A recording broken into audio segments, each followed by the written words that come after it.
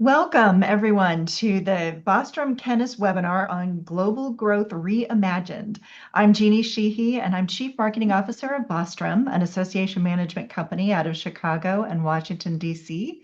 I am here with my three colleagues today to talk about a very important topic for turning disruption into revenue opportunities for associations. I've been in the association industry for about 20 plus years and have never seen disruption quite like I'm seeing it today. So, we hope we can share some insights with all of you today. That's who I am. I'm going to hand it over to Peter to do a quick introduction. Thank you, Jeannie. Peter Doherty, account executive also with Bostrom, and I'm here today serving as executive director for the International Biometric Society, a 39 region global organization. We are a professional society that focuses on statistics and biometrics, and it's a very diverse group with very diverse viewpoints when it comes to addressing the disruption we're seeing in the marketplace, but a very healthy one. And so hopefully I can bring some insights to the group today and contribute. And I'd like to turn this over to Avital, please. Hello, everyone.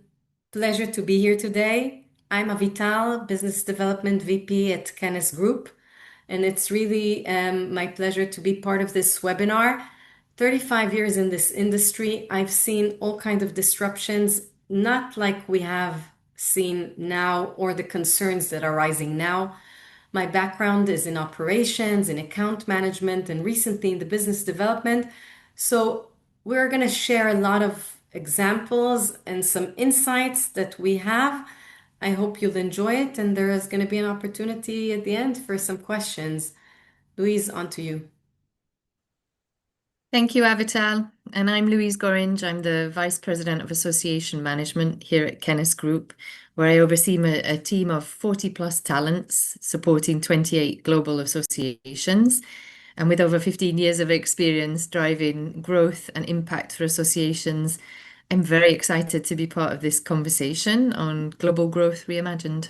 Great. Thank you, Louise. So we're going to kind of move over into some slides. We're going to present for about 45 minutes on some of the insights and data and surveys that we've seen. We're actually coming off of a trip from IMEX, where we were in front of a lot of association CEOs and looking at the latest reports.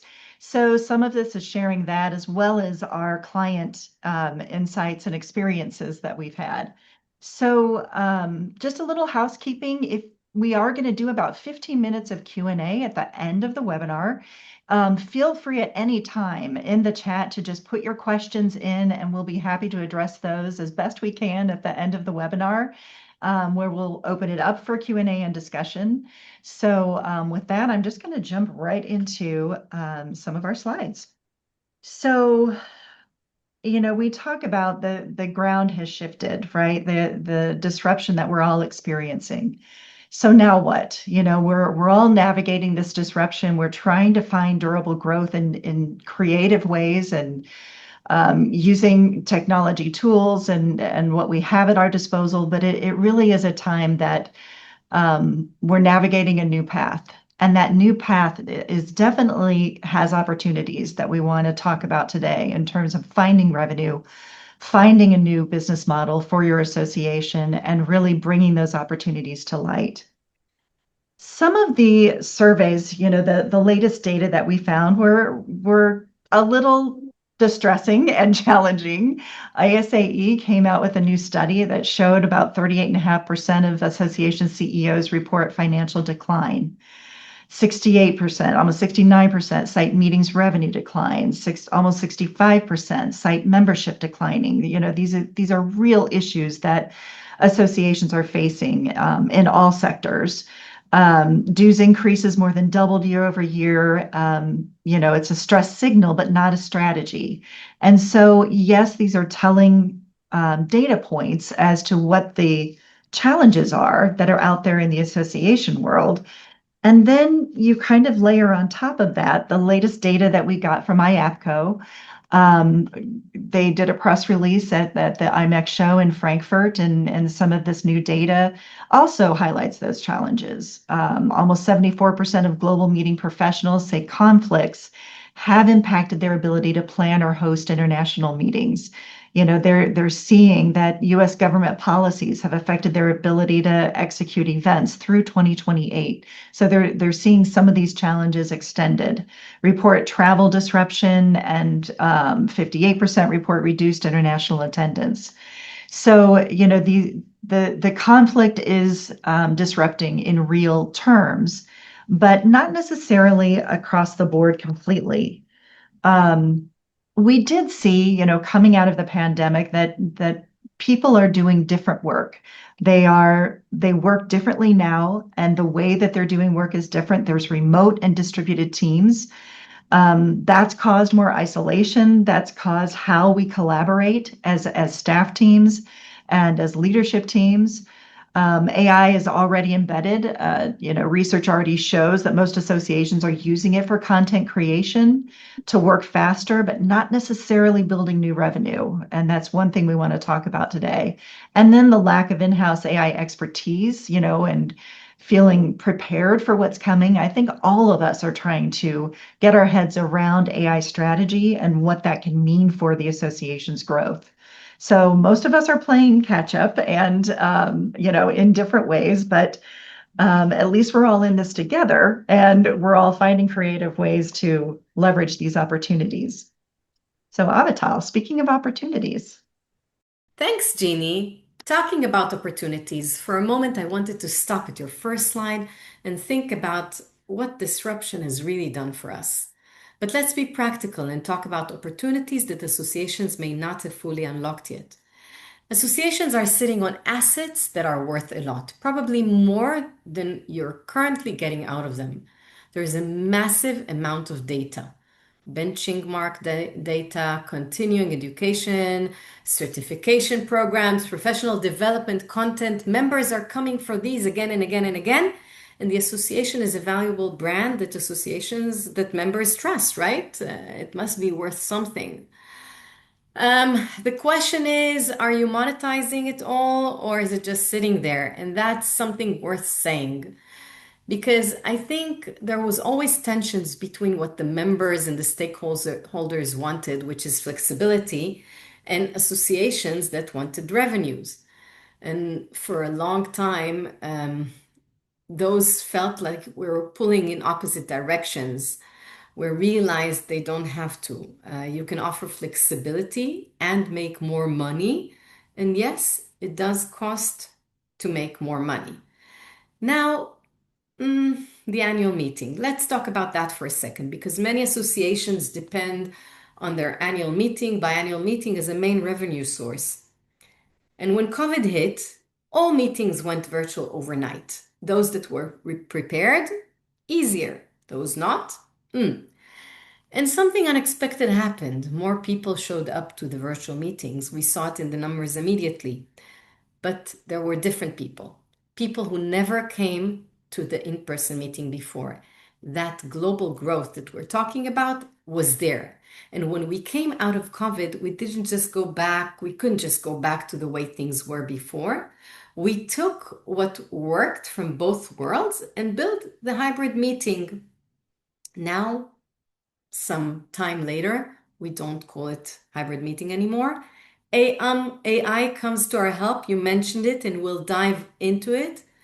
Now, as we move to the next slide, let's take a look at what this graph is showing us. Jeannie, you were talking about disruptions. What is happening in the world today? Geopolitical instability, economic uncertainty, travel restrictions. The world feels unpredictable. And as AMCs, we keep the association asking us, how can you support us in this disruptive world? How can we still imagine the global growth that we want, get more revenues in these disruptions? See the graph. I must say that at Kennis, we represent mostly medical and scientific associations. We look at the 2019 numbers as our benchmark, and as you can see, there is growth. We're almost hitting now the in-person number, the same number as pre-COVID. And that was not expected. We were thinking that it's going to take a hit. We're going to see drops this year with all the situation that's going on. But here's the reality. Even when the room is full, costs are not what they were. Venues cost more, production costs more, all these issues. You'll hear Louise talking about it. And we had to stop thinking of the meeting format as hybrid, but think about a different model, a financial model as a jump towards global growth. How can we take this added revenue layer that doesn't depend on how many people are on the plane or what hotel is charging that year, but rather how can we take the assets that we talked about before? Louise, get into some numbers and let's see. Let's talk about the financial reality and why revenue diversification is no longer optional. And the latest data from IAPCO really brings this into focus. Almost half of the organizations are seeing increased cost. Around 45% are facing funding cuts, and over 10% experienced a significant financial loss of over 200,000. And this pressure is happening on top of an already fragile model. We know from previous ICA studies that nearly half of associations still rely on their annual meeting as the primary source of revenue. So this model is really under strain. There are rising costs, there are shifting sponsor expectations, unpredictable attendance as a result of an unstable global landscape. The meeting stability that was once there is no longer guaranteed. So it's no surprise that 61% of association professionals cited revenue diversification as their number one challenge. And what does this mean in practice? It means costs are rising, funding is shrinking, and we're relying on a single revenue stream is becoming very risky. So the shift that we're seeing is not moving away from events, they remain critical, but it's about building this broader, more resilient model with multiple revenue streams that are not tied to one event, one location, or one moment in time. So Louise, you were absolutely right. And I think what you just described is exactly why we need to turn disruption into revenue opportunities. We must stop recognizing the challenge and start doing something about it. And I want to summarize it into the 4 steps. 1, feel the urgency. Understand the need for revenue diversification.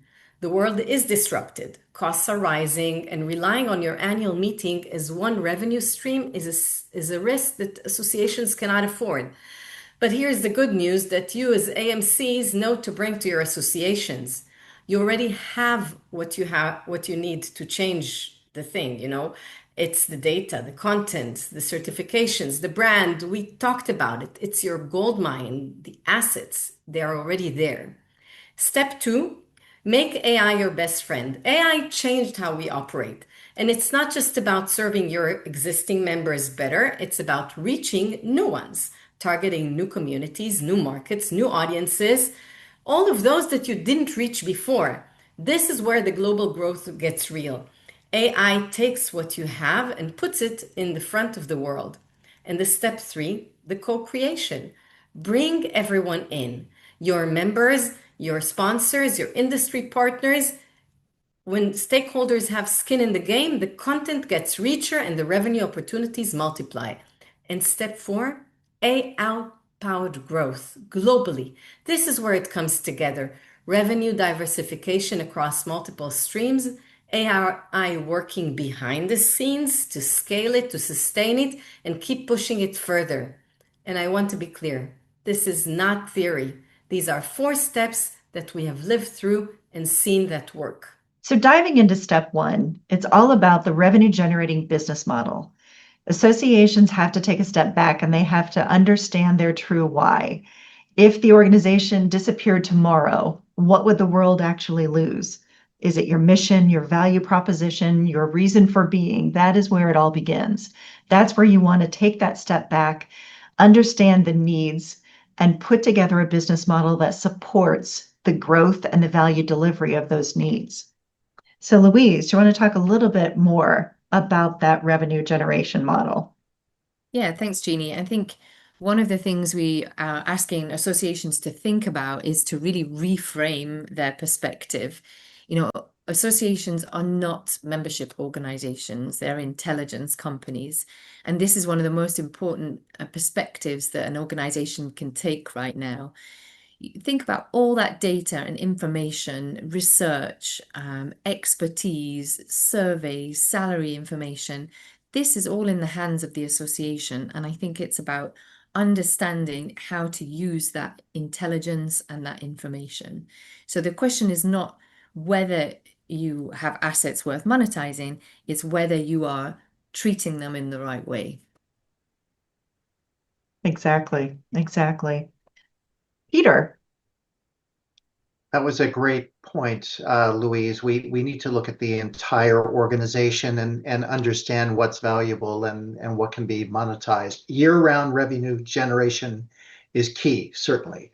And AI is yet another tool in the toolbox, not an end in itself. And hopefully you've begun experimenting and have found some opportunities to improve your day-to-day operations, and perhaps even new revenue opportunities have presented themselves, powered by content already available at your disposal. Let's go back to events for just a moment. Too often, we move on to the next thing and then the next and the next immediately after an event has concluded. We're all guilty of this from time to time, and we're not benefiting our organizations by doing so. Certainly not maximizing revenue. When it comes to events, are you assuming that all were in the room where it happened? Chances are there's still a broad audience not being touched by your valuable content, whether it was in person or online. And if it doesn't live on following the conference, where are you? You're not serving your entire constituency, which could also limit diversity of conversation following the events. So what can we do about this? Just as an example, are you using AI to summarize your content in near real time? Post-meeting content curation can still be quite valuable and less expensive than you might think through employing AI tools that are now readily available, and you can capture what other staff might not have time for, and then decide how to share. And then are you sharing this content through your community platforms? Are you offering replays or new content related to an analysis of that event content? Are you getting your events volunteer speakers involved? Because this helps to limit staff costs and also ensures that new content is consistent with the latest learnings. AI can also help you to experiment with different delivery pitches and calls to action, or in this case, I might call it calls to access, which is something your marketing pros should be involved with regularly anyway. So all of this we should be thinking about. This and more can be done as you and your organization spend time getting to know your content, not just working through it, but getting to understand what makes it special, what can be monetized, and at the very least, shared with a broader audience. What stands out when you think about what your original audience might have learned? What were the reoccurring themes? What subsets of content can stand on their own? And what might be shared free of charge through multiple platforms to encourage a deeper dive? We need to be thinking about all of this. We need to look at our events and other areas of our operations as products and look for new avenues to share the value of the organizations. I'd like to hand things over to Jeannie. I'd love to hear your thoughts on this. Yeah, I think this kind of is a great lead into step 2, right? Step 2 of 4 is talking about AI-powered value delivery. And of course, AI is everywhere. We cited 87.5% of associations already use it. They're using it to work faster, but really not build new revenue. So the power of AI really is in that content creation and how you can do that effectively and quickly. Associations are using AI for content creation, of course, data analysis, but it's getting more and more powerful every day. So it's allowing associations to really deliver personalized communications and campaigns, make smarter decisions, really think about how AI and the tools available can support the new business model that you're trying to achieve. I'll just jump in for a second and I'll mention because we've been investing quite a lot in building these tools. Y- there is a lot to do with data protection, with certain ways that using AI that's um, available out there without customizing it will not give you the solutions that you need. Um, all these tools, the podcast, the video directory, we'll talk about them more maybe later, but they're all custom made. They're not just available out there. And they're definitely a huge support, not only in that revenue generation, but also in becoming more efficient with how associations operate, just to mention. Yeah, exactly. Exactly. I think, human oversight and defining what that means within your association business model is really key with these AI tools. And having custom built solutions that can protect content while making sure it's relevant and accurate and all of those things is really powerful. So when we talk about, AI changing the economics of what was previously impossible, it really does talk about that speed to market of products, of content in different variations, like Avital spoke about with custom built solutions. When we talk about personalization at scale, it really is talking about knowing who your members and constituents are when they come to your website, when they come to a meeting, when they're registering or renewing. All of those things is understanding who they are from a personal perspective, whether it's a campaign or whether it's just a process of joining. Data activation, this is another powerful part of AI tools that can help with decision making, with insights, with learning behavior of members, of prospects, of even partners and sponsors. So the risk isn't moving too fast. The risk is really someone activating your content before you do, because there's so much of it out there, but you want to be that trusted source. And I'm going to bring this back to revenue again. Most associations are using AI for efficiency, and efficiency matters, but the bigger opportunity is revenue. So we're already using AI to support writing member communications and summarizing documents and drafting social media. But really, the opportunity is when we turn the AI capabilities into value for our members, sponsors, and partners. And that's developing licensable industry intelligence, building member-facing career and benchmarking tools, creating learning pathways, chatbots that become member service products. So these are where we are identifying new revenue lines. And I think for international operating associations, AI also helps us with this long-standing challenge we have about delivering multilingual content, real-time translation. So this helps international associations really engage that global community. That's a wonderful statement. AI isn't coming for associations. It's already reshaping member expectations. I think, Peter, we spoke about this statement yesterday, right? Yes, exactly. Exactly. We want associations to lead it, right? Lead that transformation or react to competitors who did, what we talked about earlier with the content. That threat is real, and you do want to be the leader of it for sure. So we mentioned more than once the annual meeting, and there is a reason it keeps coming up. Think about everything that's happened there: keynotes, panels, workshops, research presentations, and beyond the sessions, the exhibit floor, the networking, and the energy on site.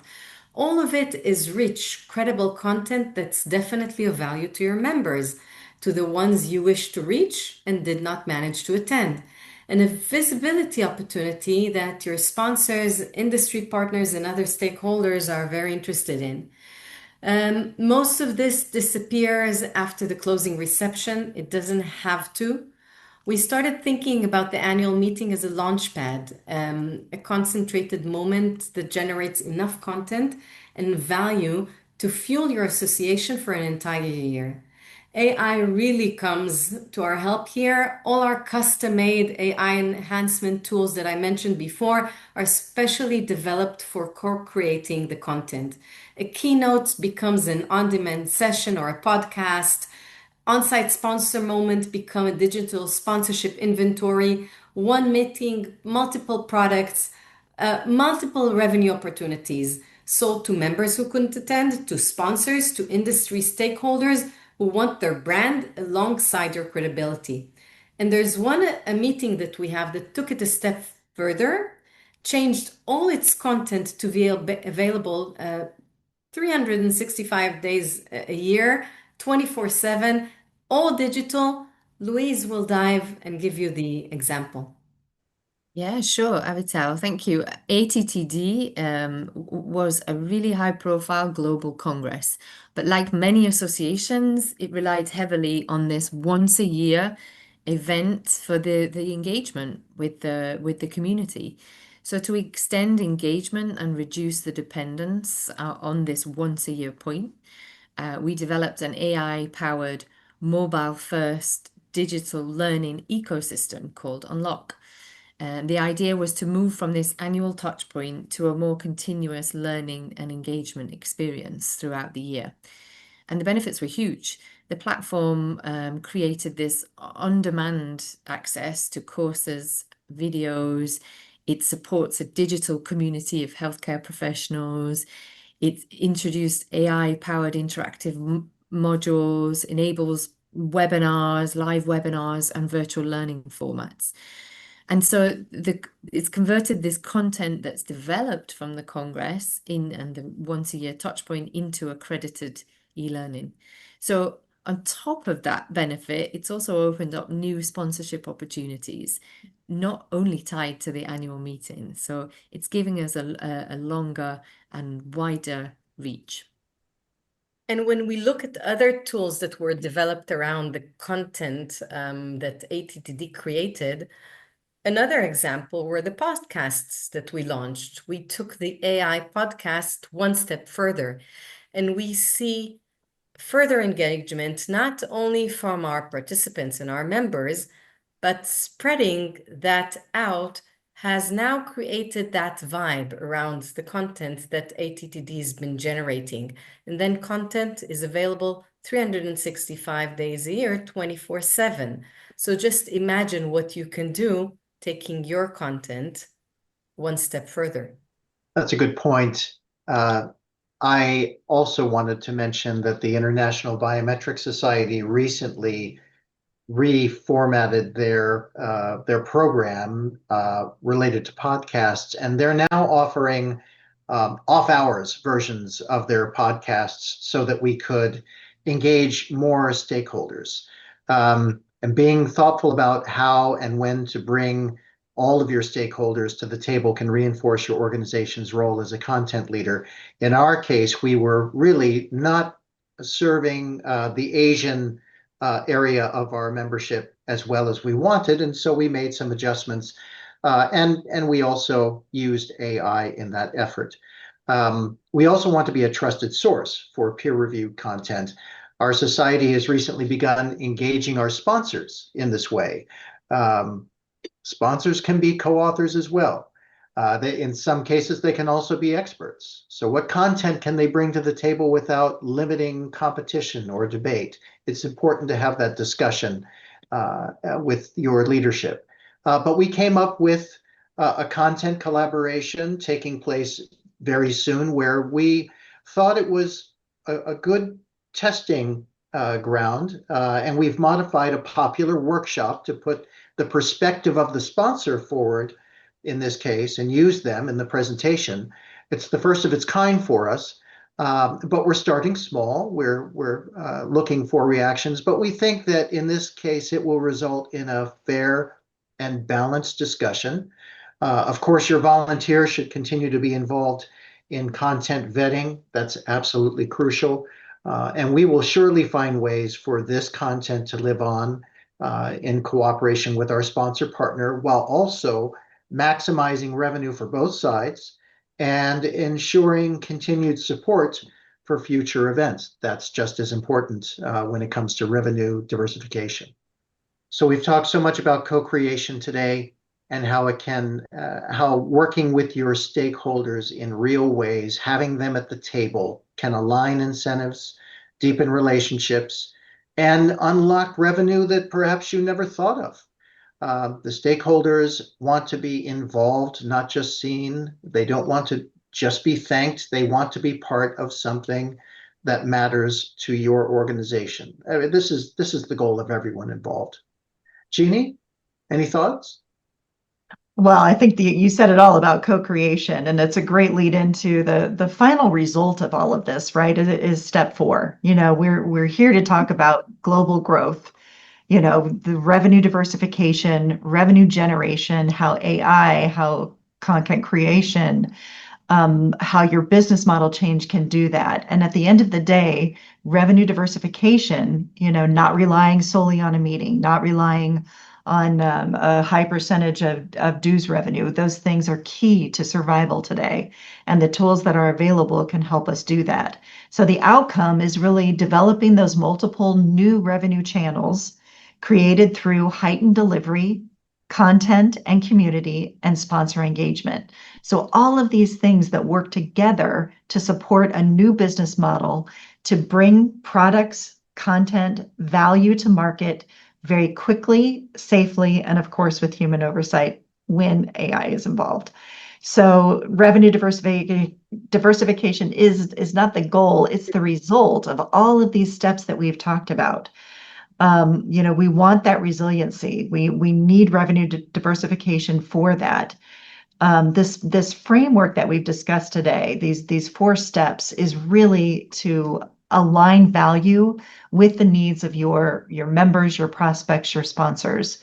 And the result, as I said, is that revenue diversification. It's the content products, it's learning, it's career pathways, community platforms, sponsorship, data and AI. We talked about the gold being the content within your association and the leaders that are part of the community. So all of that is really building a framework for revenue generation in a diversified and global way. So one event can start the conversation, but it really is, like Avital said, the launch pad for what these products can become and how they can be delivered differently and monetized differently. So Peter, do you want to talk about an example of this? A couple more examples that we want to talk through that support this framework. Absolutely. Yeah, and this is a perfect example, and this is something that has stemmed from a board discussion that we had. And as a reminder, everyone should be taking time with the board to discuss strategy, not move from the next thing to the next. That you need to pause now and then and see the value. And from the value that we gleaned from a recent event, we came up with a new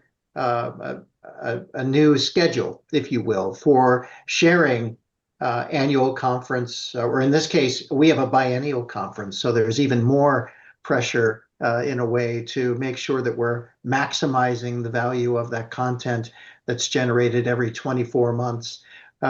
We looked at what was coming from the conference that we are expecting to share long-term with our members. We looked at what could be extended to the larger community. We looked for ways to partner in a discussion that could help us to plan for the following conference. And so we came up with this schedule where the conference would never really end.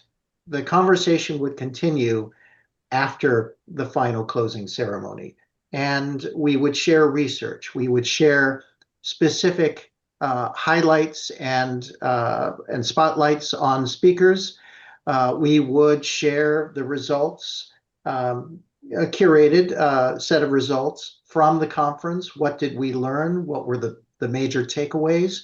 We might actually develop some additional programming as a follow-up to what was discussed at our next conference. And that could also serve to be a preview of similar content that we would share at the next event. So even though there's a 24-month gap between conferences for the Biometric Society, we can still find common themes that can carry from one conference to the next and um, help to keep all of our stakeholders thinking about what more can be done, how can we better our profession. That's what this timeline is about, really.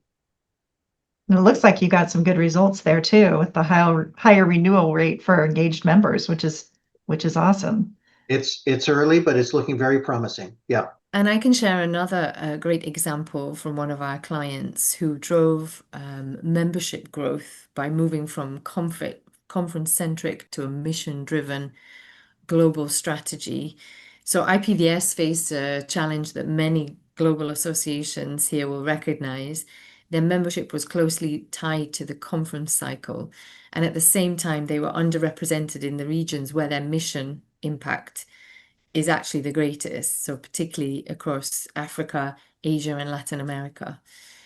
And what's really interesting and exciting here is the solution wasn't just one single initiative, it was a coordinated, multi-year, multi-activity approach. And this included launching a country ambassadors program to build local presence and awareness, introducing a tiered membership offer aligned with World Bank classifications to reduce the financial barriers, and creating group membership options to bring in institutions and research teams. At the same time, there was a strong focus on linking membership to the conference through a bundled package, but also building ongoing communications and dedicated programming for early career researchers. So not focusing everything back on that conference. And the results speak for themselves. I mean, there was significant membership growth alongside a much more balanced global representation, and most importantly, a stronger pipeline of future leaders within the community. So the takeaway here is when you combine the data with the targeted strategy and this continuous engagement pattern, you don't just grow, you grow in a way that's more inclusive, sustainable, and aligned with your mission. Louise, I think that was a prime example of the power of what this framework can do when you underlie it with data, with AI empowerment for the tool part of it, but really that global growth, truly looking at a business model from a global perspective, and testing and experimenting as well, really getting creative with the data. So, leaving this webinar, we're about to wrap up and go to Q&A, and, really, what are the concrete things that you can do? Audit what you have. Look at the content that you have. Look at the design of the meeting. Look at the global strategy. Look at the tools and how you're using them and training for them. So understanding, the gold mine that you have in terms of your content and your community, identifying, what are those untapped assets? How can you bring those products to market quickly? And designing experiments. I think that's what we've all leaned into in terms of AI and trying to figure this out is really experimentation, staying agile and adapting to change, understanding disruption and how we can gain opportunities from it. And associations that are doing that are building that competitive advantage now. It's not just the ones with the biggest budgets. AI has taken a lot of that away. So small and large, experimentation can get you there.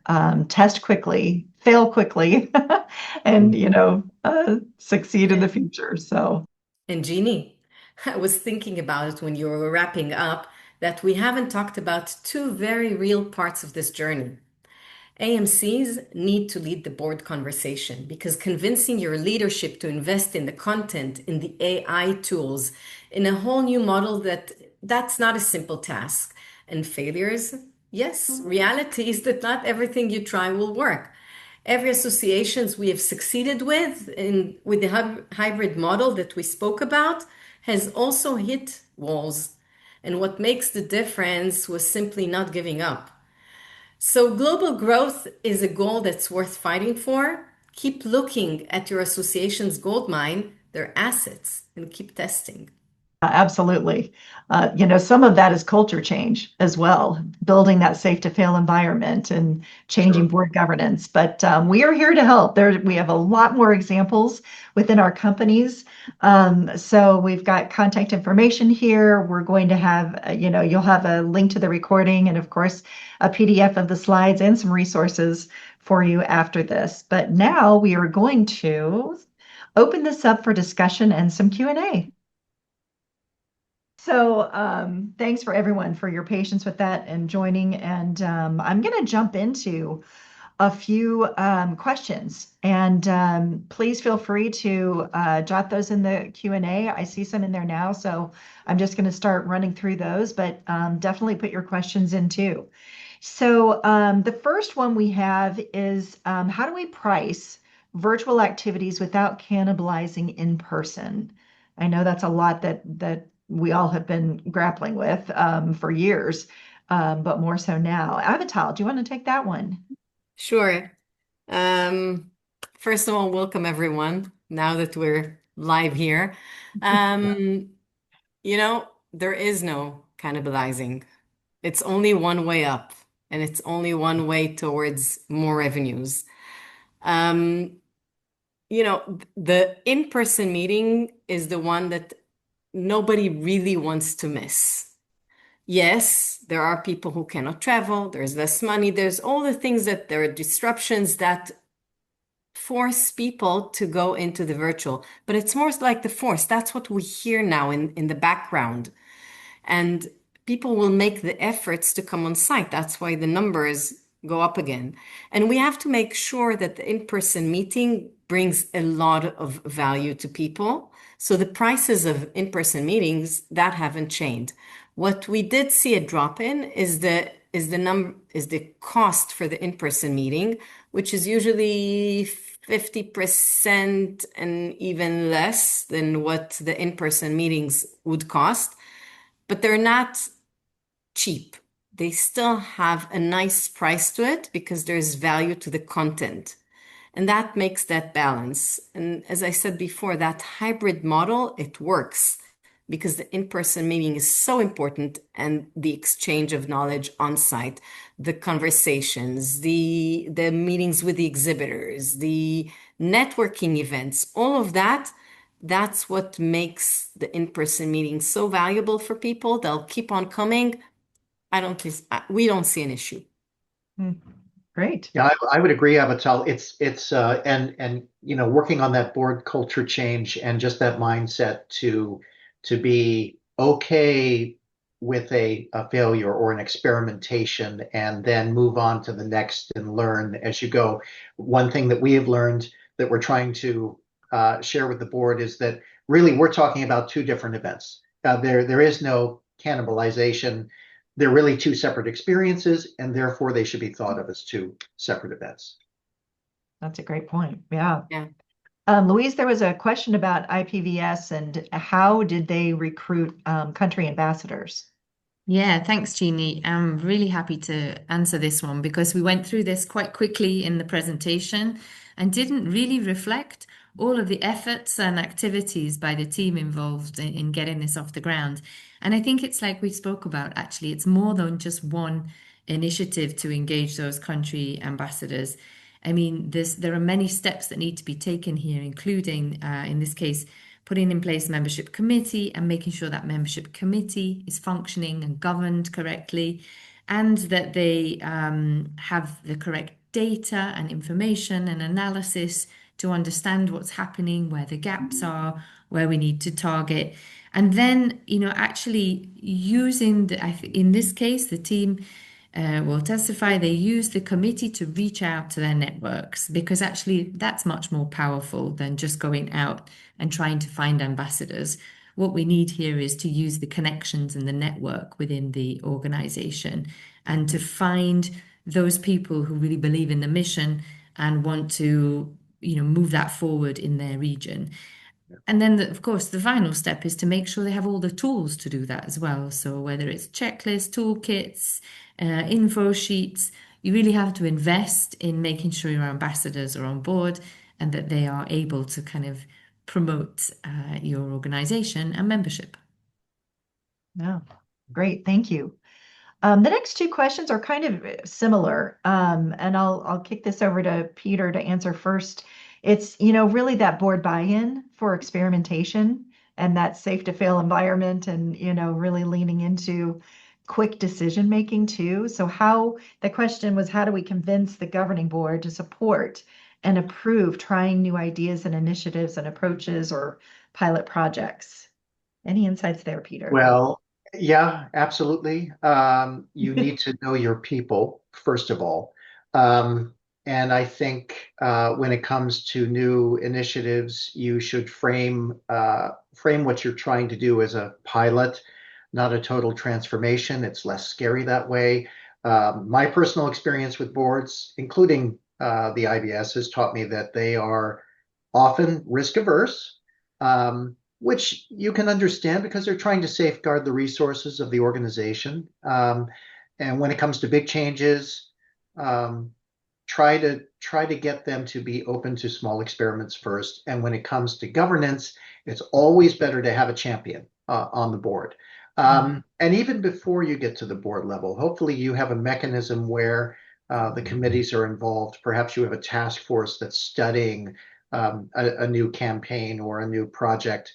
Um, I mean, the conversation can start at the board level, perhaps, and you can say something like, we'd like to test X over Y period of time, and here are some expected returns on the investment, and the investment is going to be Z, and if it doesn't work out, here's what we'll learn as we go. So hopefully it's a positive experience for everyone. It shouldn't be a negative, stop the conversation. We can't afford to, if that's the mindset that you have at the board level, you've got some work to do, and you wouldn't be the only one.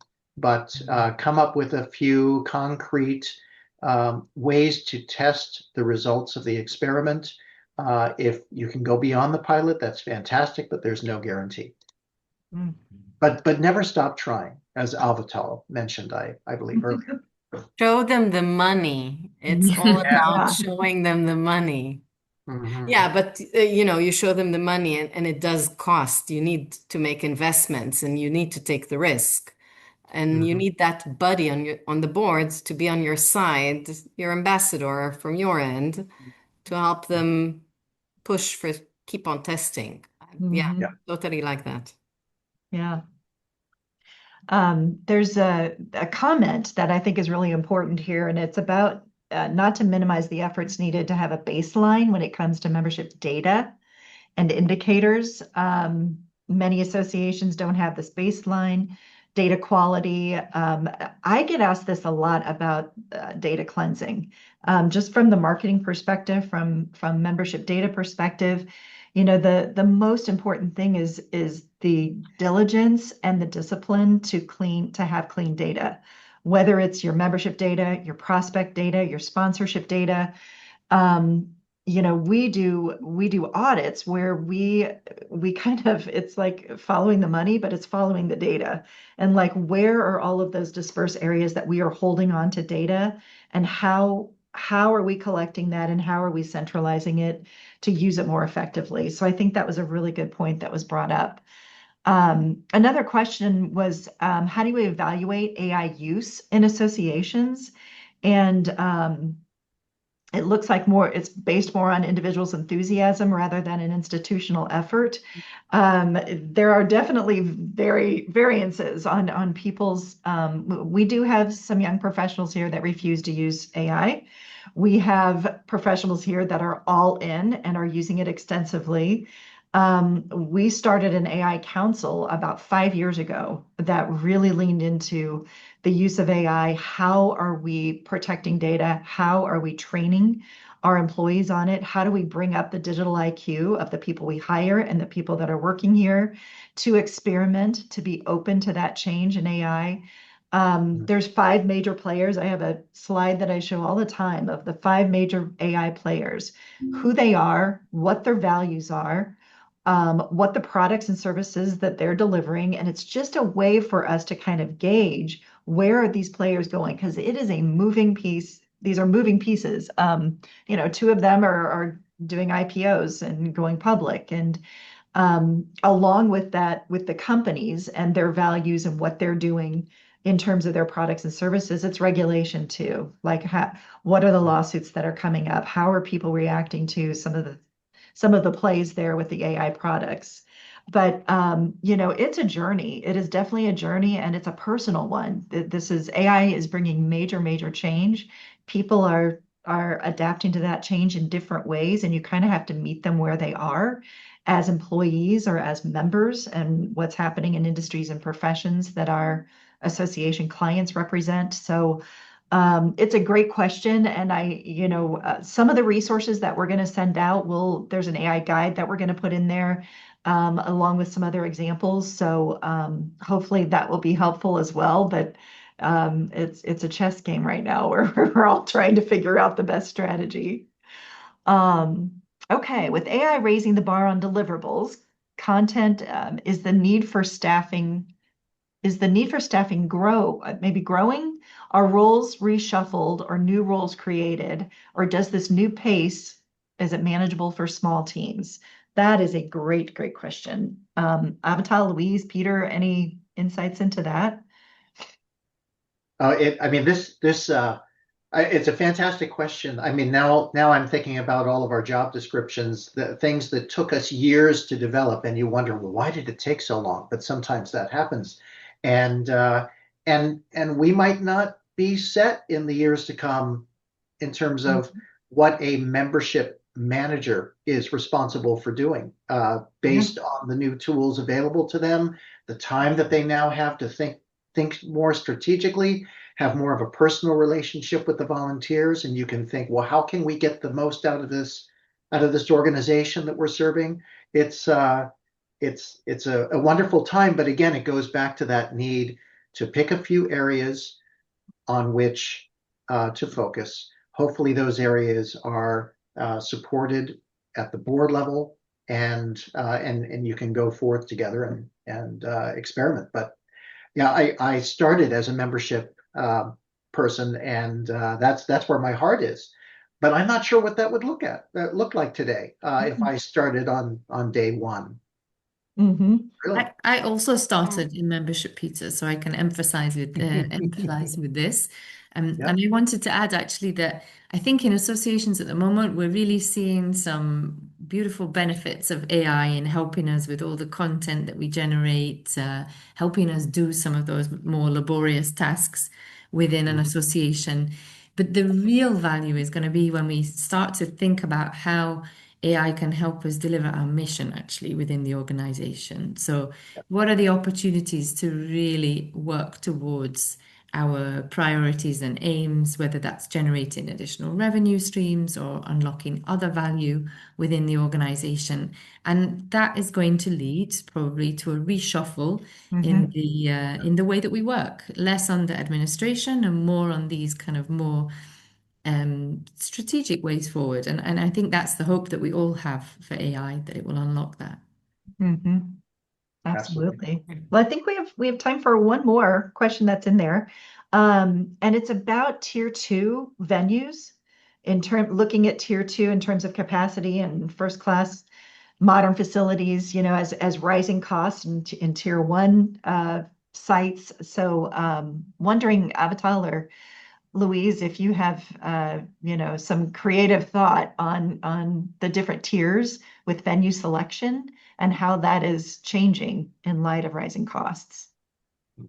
Well, that's an interesting question, because when you go to tier 2, you'll have more expenses maybe on different things than the actual venue. And how will participants perceive that?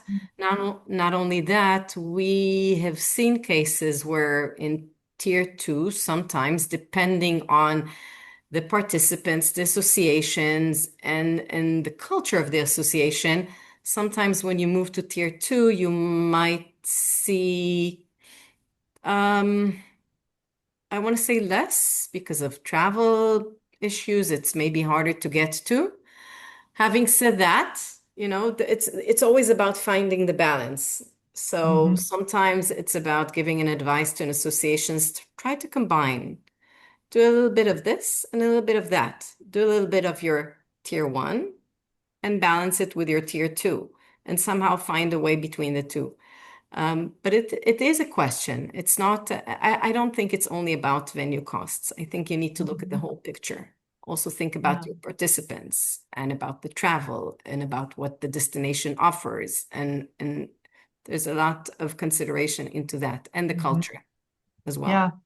Yeah. And I think the venues are doing some really interesting things in tier two and tier three cities. At least we've broadened our searches and really tried to get more creative on the sites that we're reviewing. Because it is, with rising costs, you do have to look at a lot of different things. And it depends on the size, right? Yeah, Because there's certain absolutely. associations and size of meetings will just not be able to go to tier two. It's not going to be possible because tier two would have smaller venues.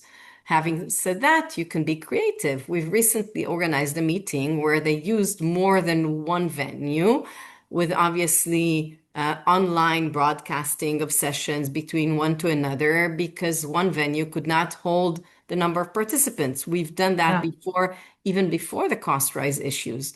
So yeah, it's about being creative around that. yeah, Cost savings for meetings and for associations, it's a whole new discussion. I think we can have a webinar just on that.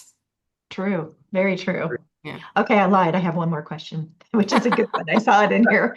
And it's Louise and Avital, it's for you. Is Tennis using AI to drive membership growth and support governance for its association clients? Ooh. I'm going to answer quickly because of the time. So, Yes. yes, but not enough. Which feels We'll like do a more. cop-out. So I'm sorry to Elenida who asked the question. But yeah, we are already using AI to support both those areas. But I think, as I said, for me, for membership specifically, it's about how can we use AI to develop new offers, new products that bring value to our members and increase the value to members. And we're not doing enough of that yet. More to come. Yeah, we are Are, developing all the time new tools, and as Louise said, features that will be seen as added values to our members, whether features that will also carry monetizing aside, alongside with that, or features that will be given as part of their membership. But yeah, we're Mhm. in development. If I can tack onto this really quick, and I'm watching the clock. When it comes to membership, and Louise, I love that you and I are kindred spirits when it comes to membership. We developed recently a benefits of membership series that gets into more detail about some of the services and value that we can provide to each member that they may not hear about very often because it's been something that we've been um, providing for many years. Sometimes as staff, we forget about these services that are in place that are quite useful to a certain segment of the membership. If you don't talk about them, it's hard to gauge um, engagement with those services today. And so, in an effort to continuously monitor our performance and where we should be spending the resources available to the organization, and as a way of further engaging our membership so that they're telling us whether this is still valuable, something that we should support. Mm. We put this together, and we did use AI in developing some of the content and ways to boil it down to what really would matter and resonate with our audience. And then we'll see what the results are at the end of this year. Okay, well, that wraps our Q&A. Avital, do you want to bring it home? Wrap it up. Wrap it So, up. yeah, wrap it up. So, first of all, thank you to you participants for attending this webinar. We really appreciate the time you took to listen to us. We're here after the webinar as well. You'll get the materials. I apologize again for the slides being blurry. Internet, the world, that's what it is. Disruption. We just deal with it. We send you the slides. And we welcome you to drop questions in emails to us, whatever. We're here for you. Thank you, Jeannie, Peter, Louise, Amit, our technician, and have a good day, evening, wherever you are. Absolutely. Thanks, everyone. Thanks, everyone. Thank you. Goodbye. Bye-bye.